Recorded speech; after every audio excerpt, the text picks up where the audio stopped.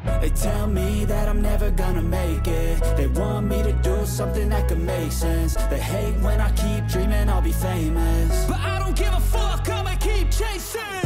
I got all this potential that's deep inside of me, but they hate when you're successful cause they try to be. Nah, untuk workshop ya yang berada di Kepulauan Riau, tepatnya diselenggarakan di Hotel Swiss Bell Kota Batam ini ada dua video ya. Nah, ini adalah video yang kedua ya. Video pertama soal pembukaan, video kedua adalah terkait dengan materi-materi atau narasumber dan juga rencana tindak lanjut.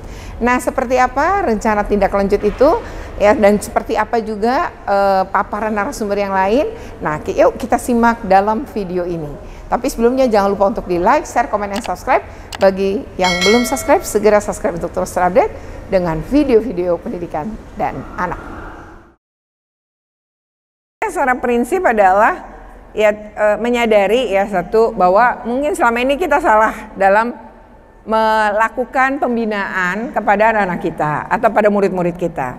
Yang kedua yaitu tadi problemnya dari rumah. Kalau yang ketiga ya adalah dari sikap si orang tua ya, karena anak sebaik dan sebagus apapun kalau tidak disupport tapi terus negatif yang dia terima, kata-kata negatif, cara-cara merendahkan dia, wah untuk apa sih kamu sekolah tinggi-tinggi dan lain-lain, itu akan mengakibatkan anak ini ya lama-lama jadi negatif.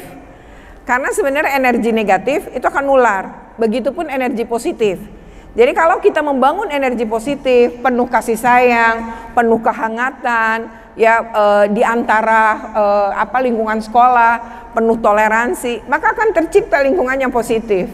Jadi kalau kita juga udah tadi lelah ya, tadi ada kalimat, udah capek ngurusin anak ini, udahlah nyerah, kembaliin ke orang tua gitu. Padahal orang tuanya jadi masalah.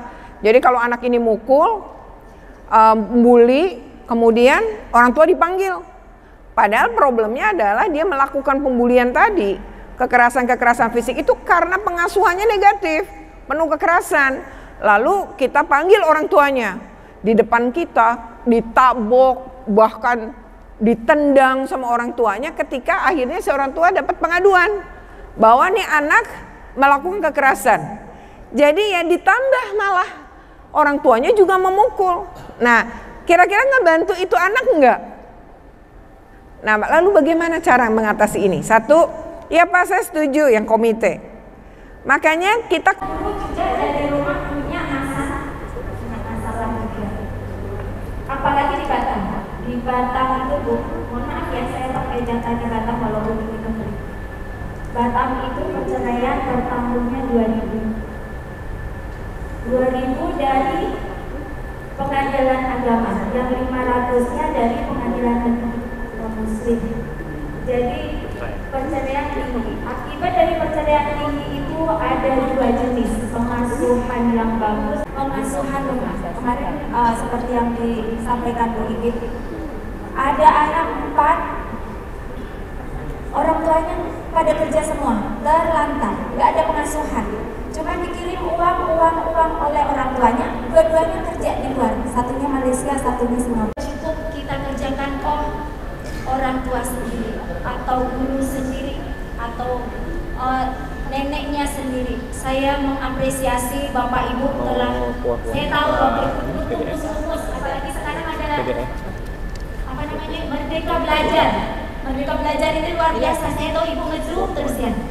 Terus kemudian setelah pandemi ini pelatihan terus, banyak yang berubah, banyak yang Ibu pelajari, Bapak Ibu pelajari. Jadi saya pertama mengapresiasi. Ketika dia tidak terlindungi di rumah, alhamdulillah guru BK-nya itu kayak bisa pasang badan gitu. Saya bilangnya pasang badan karena sampai segitu dirinya. Bahkan istilahnya kadang membahayakan nyawanya, karena kalau nanti diungkap kasusnya, nanti si pelaku ini bisa saja melakukan pembalasan ke guru BK ini. Cuman alhamdulillah dengan berbesar hati, guru ini membantu kami untuk mengungkap pelecehan seksual tadi itu. Ayah kandung, mau gimana ngadunya sama orang tua coba? Ayah kandungnya yang melecehkan, kemudian dicabuli oleh ayah tiri. mendobrak pintu. Kami setelah berkolaborasi dengan polisi dan juga siapa Bu kemarin Bu, rame banget ya. UPT ada kasus yang sampai mengarah ke kriminal itu, Bapak Ibu harus berkoordinasi satu dengan KPPAD boleh, kemudian dengan Polsek boleh, kemudian lagi ada UPT PPA. Polsek sekarang sudah didorong untuk menjadi Polsek ramah anak. Ada namanya unit PPA, di Polres pun begitu. Jadi beda dengan bagian reskrim, sudah memahami tentang penanganan anak. Jadi yang perlu dilakukan kalau ada yang seperti itu, kemudian berkoordinasi supaya apa? Yang korban tertangani. Tapi yang lama-lama habis waktunya. Itu udah yang pelaku kalau sudah dewasa di atas 18 tahun mendapatkan imbalan yang setimpal dari perilakunya. Kemudian kalau masih anak pelakunya, kan pelakunya kadang masih anak juga ya, umur 17 tahun, 18 tahun. Langsung. Itu perlu mendapatkan rehabilitasi 19 tahun.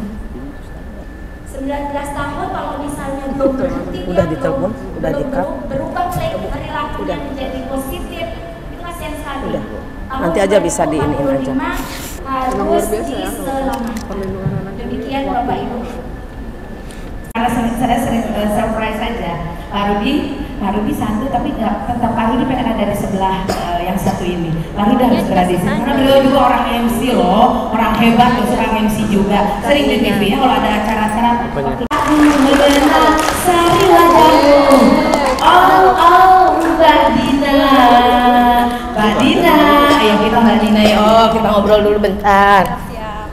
Mbak Dina, oke. Yuk Mbak Din. Halo Ibu. Oke. Ini orang-orang hebat. Luar biasa. Bapak dan Ibu.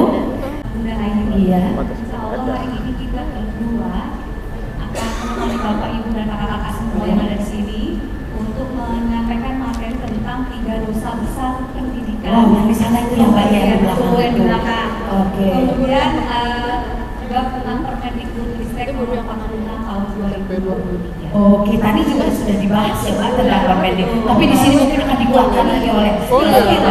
Ya, oke, yang dikuatkan lagi dan apa sih yang harus kita lakukan begitu ya, Pak Rudi? Target kita Bapak Ibu sekolah yang ada di sini dan Dinas Pendidikan Kabupaten Kota terbentuk Satgas dan TPPK masing-masing di Kabupaten Kota. Sepakat ya?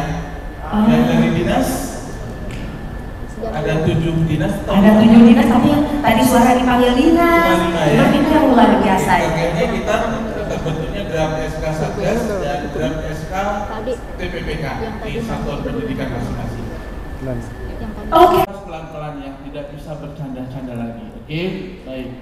Bapak Ibu sekalian, Permendikbud ini dibentuk bulan Agustus, ya. Oke. Jadi tim TPPK ini siapa sasarannya? Oke, baik. Untuk PAUD kita nggak usah bicarakan, untuk SD juga kita tidak bicarakan, untuk SMP. SMP bulan setelah Permendikbud itu dilaksanakan. Ketika Agustus berarti September, Oktober, November, Desember, tinggal Januari terakhir nyawa Bapak Ibu sekalian. Saya tidak tahu apa konsekuensi yang tidak membentuk TPPK. Yang jelas secara rasional ketika wadah ini dibentuk berarti semua adalah punya tanggung jawab bersama. Oke, 6 bulan ya. Sekarang sudah November, sudah Oktober, November, Desember 3 bulan. Jangan last minute Bapak Ibu sekalian. Oke, berapa waktunya? Agak serius ya Bu ya. Sebenarnya kalau serius bukan dunia saya. Biasanya saya agak ini. Oke, keanggotaannya 3 orang atau gansal minimal. Mundur dikasih ke maju. Jadi mundur. Baik, boleh diganti, boleh.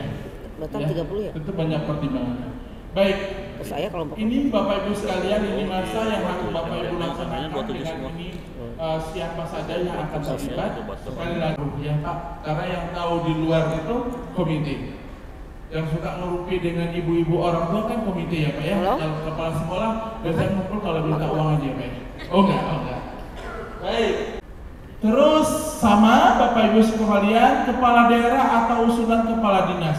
Jadi SK-nya itu adalah usulan kepala dinas untuk di-SK-kan oleh kepala daerah, baik gubernur, wali kota maupun bupati.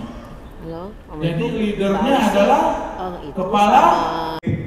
Definisi dasarnya. Jadi kemampuan yang memampukan, artinya membagikan kemampuan kita untuk jadi kemampuan anak.